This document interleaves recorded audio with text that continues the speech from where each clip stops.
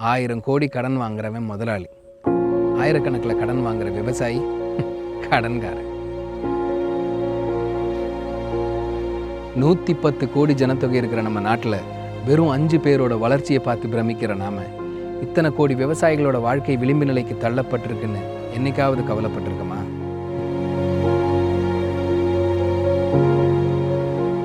நீரின்றி அமையாது உலகன்னு உலகுக்கே நீதி சொன்ன தமிழன் இன்னைக்கு அவனோட பயிருக்கு நீர் இல்லாமல் வாடி நின்றுட்டு இருக்கான். பட்டம் பார்த்து பயிர் செஞ்ச விவசாயி இன்னைக்கு பயிர் செஞ்சுட்டு என்ன நடக்குமோங்கிற பயத்தில் வாழ்ந்துட்டு இருக்காங்க. ஒரு நாட்டோட வளர்ச்சி அப்படிங்கிறது அந்த நாட்டு மக்கள் பெரும்பான்மையானவர் செய்கிற தொழிலோட வளர்ச்சியை பொறுத்து தான் இருக்கும். நம்ம இந்தியாவை பொறுத்த வரைக்கும் அது விவசாயமும் விவசாயம் சார்ந்த தொழிலும் தான். ஆனால் விவசாயத்தை தொழிலாக செய்கிறவங்களோட எண்ணிக்கை ரொம்பவே குறைஞ்சிருக்கு. உண்மையிலேயே ஒரு விவசாயி கவலைப்பட்டா நாடே கவலைப்படணும். ஆனால் அரிசி பருப்பில் தொடங்கி எல்லாத்தையுமே இறக்குமதி பண்ணுற நாம அவங்களோட கண்ணீர் கதைகளை கண்டுக்காம தான் போயிட்டுருக்கோம். 2014 5064 இருந்த விவசாயிகளோட தற்கொலை எண்ணிக்கை 2015 8000 உயர்ந்துச்சு. அதுவே 2018 இன்னும் 45% அதிகரிச்சிருக்கு. சத்தமே இல்லாமல் நடந்த கொலைகள்னு தான் அதை சொல்லணும். ராஜஸ்தானில் 7 ஏக்கருக்கு சொந்தக்காரரான கஜேந்திர சிங் தூக்கில் தொங்குனப்பவே நம்ம இந்தியாவோட மானமும் சேர்ந்து தான் தொங்குச்சு. இப்படி ஒன்றல்ல ரெண்டல்ல லட்சக்கணக்கான விவசாயிகளோட கண்ணீர் கதைகள் இருக்குது. பணத்தை மட்டுமே உயிராக நினைக்கிற இந்த சொகுசு பேர்வழிகளுக்கு அவங்களோட கண்ணீர் கதைகளை பற்றி எந்த கவலையுமே கிடையாது. 5000 கோடி கடன் வாங்கின எந்த தொழிலதிபருமே தற்கொலை பண்ணல. அந்த கடனை கொடுத்த வங்கிக்காரனும் தற்கொலை பண்ணல. ஏன் அந்த கடனை கொடுக்க சொன்ன அரசியல்வாதியும் தற்கொலை பண்ணல. ஆனால் நமக்கெல்லாம் சோறு போட்ட அந்த விவசாயி சில 1000 கடனுக்காக தூக்கில் தொங்குறான். ஏன்? அவனுக்கு மானம் பெருசு. ஒரு நாடு நல்லா இருக்கணும்னா ஒரு மாநிலம் தியாகம் செய்யணும். ஒரு மாநிலம் நல்லா இருக்கணும்னா ஒரு மாவட்டம் தியாகம் செய்யணும். ஒரு மாவட்டம் நல்லா இருக்கணும்னா ஒரு கிராமம் தியாகம் செய்யணும். ஒரு கிராமம் நல்லா இருக்கிறதுக்கு ஒரு தனி மனுஷன் தியாகம் செய்யணும்னு ஒரு அரசியல்வாதி பேசின அந்த வீடியோவை நம்ம எல்லாருமே பார்த்துருப்போம். தியாகம்ங்கிறது என்னங்க? நாம முன் வந்து செய்கிறதுக்கு பேர் தான் தியாகம். அரசாங்கம் அவங்க அதிகாரத்தால் வலுக்கட்டாயமாக செய்ய வைக்கிறதுக்கு பேர் எப்படி தியாகம்னாகும்? வளர்ச்சிங்கிறது எல்லாருக்குமே பொதுவான ஒரு விஷயமா இருக்கணும். எல்லாருமே நல்லா இருக்கணும் அப்படிங்கிறது தான் தாரக மந்திரமாக இருக்கணும். ஒரு வட மாநிலமோ அங்கே இருக்கிற ஒரு நகரமோ நல்லா இருக்கிறதுக்கு தமிழ்நாட்டை சேர்ந்த ஒரு கிராமத்தை வந்து பலி கொடுக்கறது எந்த வகையில் நியாயம்?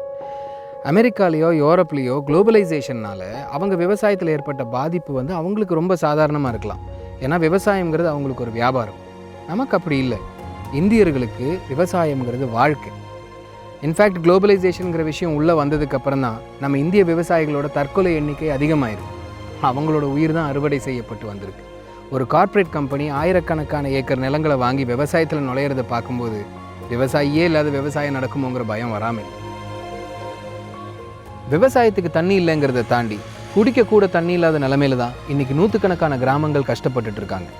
வளர்ச்சிங்கிற பேரில் இயற்கை வளங்களை சூறையாடி நீர் வளங்களை அழித்து மரம் இல்லாத மழை இல்லாத மலட்டு நிலங்களாக தான் நம்ம மாற்றிட்டு இருக்கோம்.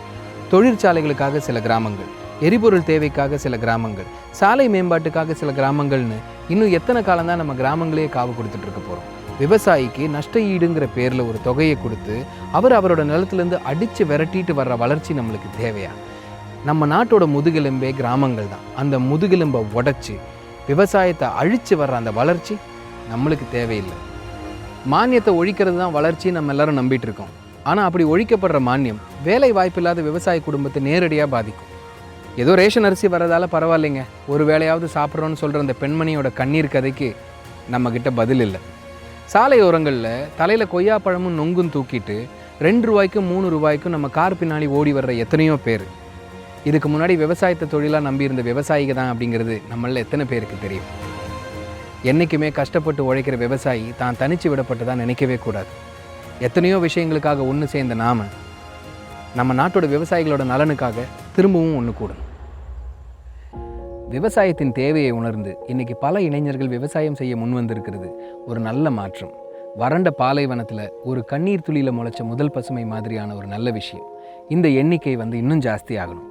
என் பையன் டாக்டர் ஆகணும், என் பையன் இன்ஜினியர் ஆகணுங்கிறத தாண்டி என் பையன் ஒரு விவசாயி ஆகணுங்கிறது ஒவ்வொரு பெற்றோரோட கனவாக மாறணும். நிலம் வீடாச்சு, களம் காடாச்சு, விவசாயி விண்ணோடு போனான், விவசாயம் மண்ணோடு போச்சு. விவசாயத்தை திறந்த நாடும் விவசாயியை மறந்த நாடும் உருப்பட்டதா சரித்திரமே இல்லை. இந்த உண்மை இப்போ புரியாது, புரியும் போது எதுவுமே இருக்காது. இந்த உலகத்தில் பிறந்ததுக்கு நல்ல 4 செயலை விட்டுட்டு போகணும், இல்லை 4 விதையாவது நட்டுட்டு போகணும்.